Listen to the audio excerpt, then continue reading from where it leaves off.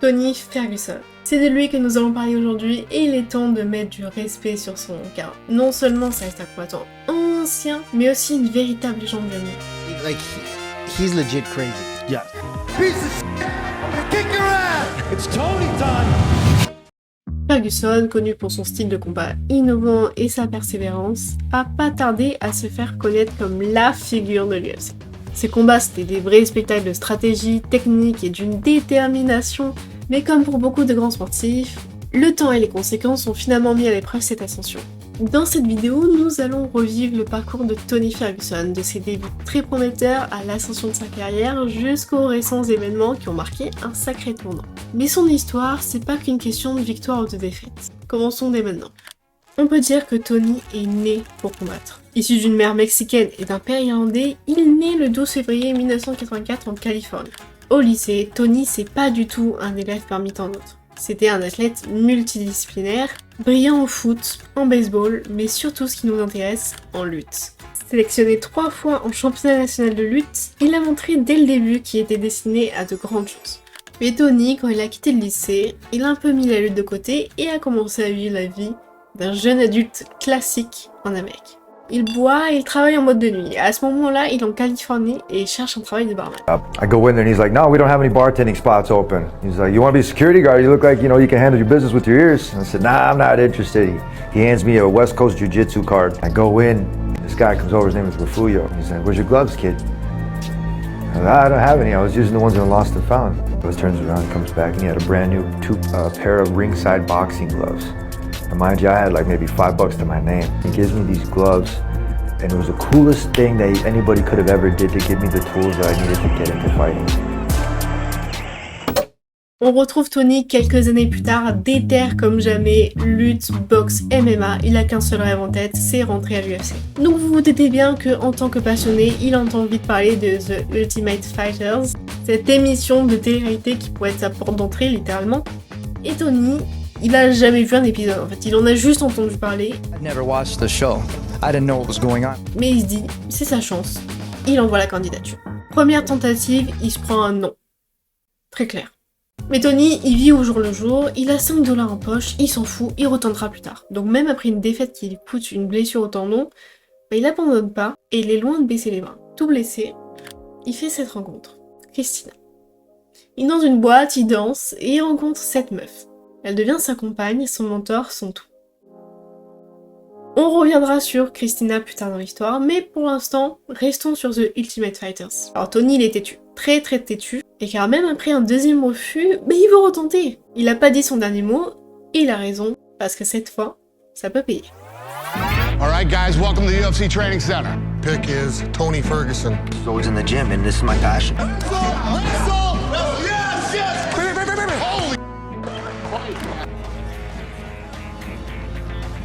Holy! Wait, stop. Get the off of me! But then you see somebody's true colors when they start drinking, and Tony's definitely got way out of hand. Après avoir été coaché par Brock Lesnar pendant la saison et l'avoir remporté haut la main, Tony commence très fort à l'UFC. Il affronte Aaron Riley et quel spectacle il nous livre. Le striking est d'une précision. Riley s'en sort vaincu, et en plus avec une mâchoire brisée. Mais c'est pas le combat qui va le révéler. Il se retrouve contre Yves Edouard, une véritable légende à ce moment-là. C'est un des meilleurs strikers de la catégorie, c'est un vrai défi pour Tony. Mais lui, vous le connaissez, il est pas impressionné, il sait ce qu'il veut.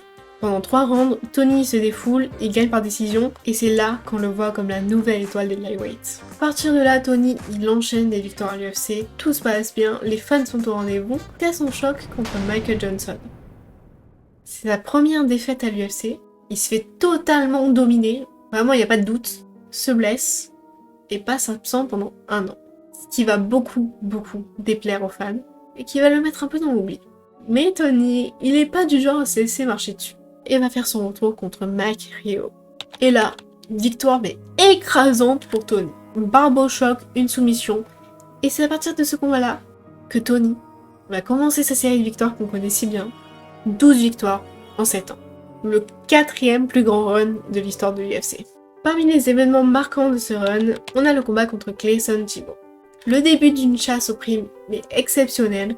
Tony enchaîne 9 récompenses pour ses combats juste époustouflants.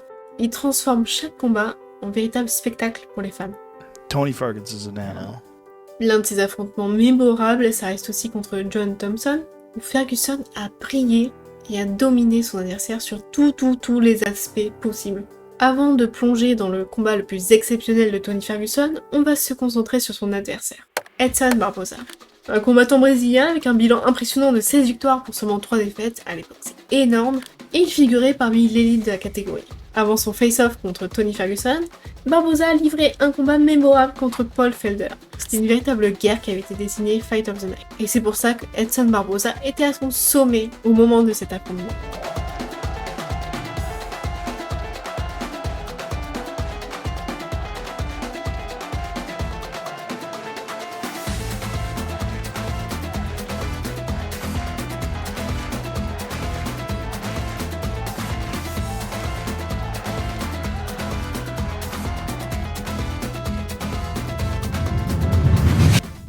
Imaginez la scène. Tony Ferguson, après avoir brillamment vaincu par soumission Vannata au deuxième round, se retrouve face à Rafael Dos Anjos.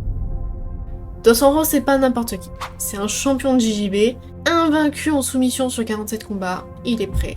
Son style, c'est un mélange de JJB, vous en doutez bien, mais surtout de Muay Thai, ce qui fait qu'il est très complet. Le combat au Mexique, Ferguson ne pouvait pas faire de faux pas pour celui-là. Dès le début, c'est un festival de coups. Tony Ferguson impressionne tout le monde avec un striking mais époustouflant.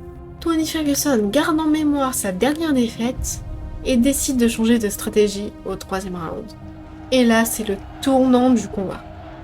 Dos Anjos est submergé, il finit en sang complet et est battu par décision.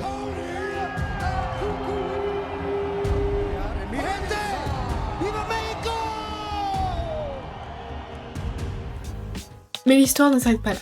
Tony Ferguson sait ce qu'il veut et ce qu'il vaut, donc un combat contre Khabib est sur les rails. Ça aurait pu être incroyable, hein, mais annulé à la dernière minute, Khabib est malade. C'est alors que Kevin Lee entre en scène. Un bel adversaire, un beau palmarès, Lee prend l'avantage dès le premier round, mais il sous-estime vachement l'ambiance de Tony. Au troisième round, c'est la routine, Tony Ferguson soumet Kevin Lee par étranglement en triangle. Et voilà, Tony est champion intérimaire.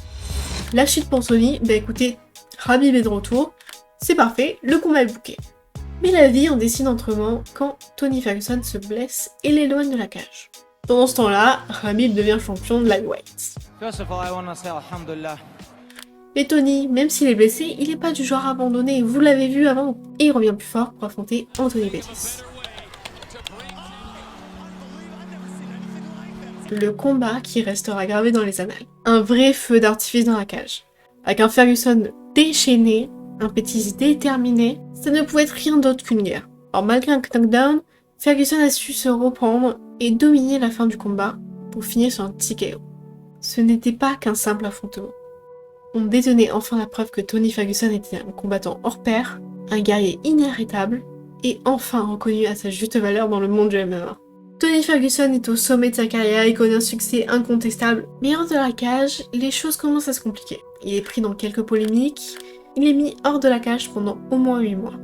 Il purge sa peine et se retrouve contre Donald Cerrone.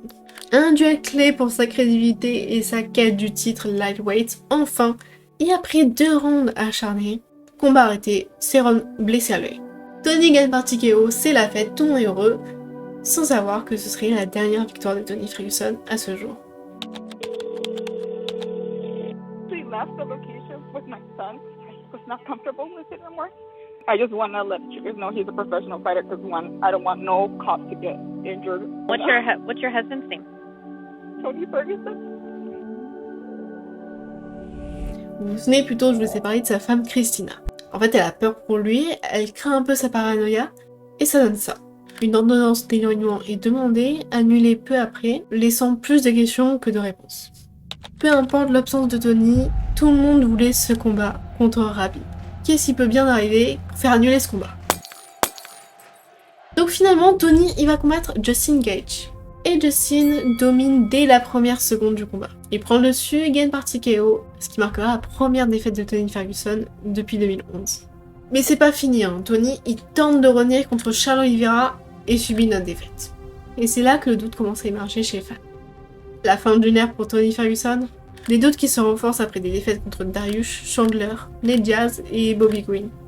Et Tony il perd pas espoir, il veut pas poser les gants. Il continue même à ce jour de viser la ceinture. L'histoire de Tony Ferguson, c'est celle d'un champion face à l'adversité, un mélange de gloire et de difficulté, mais toujours avec la flamme du combat qui brûle en lui. Ce 17 décembre, c'est peut-être le grand final pour Tony Ferguson et on dit que ça pourrait être son dernier combat. L'occasion pour lui de raviver son éclat d'antan et peut-être de clore sa carrière sur une belle note contre un des prospects de sa catégorie, Paddy Pimblett. Et voilà, on arrive au bout de cette vidéo, vraiment une toute première pour moi, et ça a été un vrai plaisir de partager avec vous l'histoire de ce combattant qui me tient tellement à cœur. J'espère que vous avez pris autant de plaisir à écouter que j'en ai pris à raconter.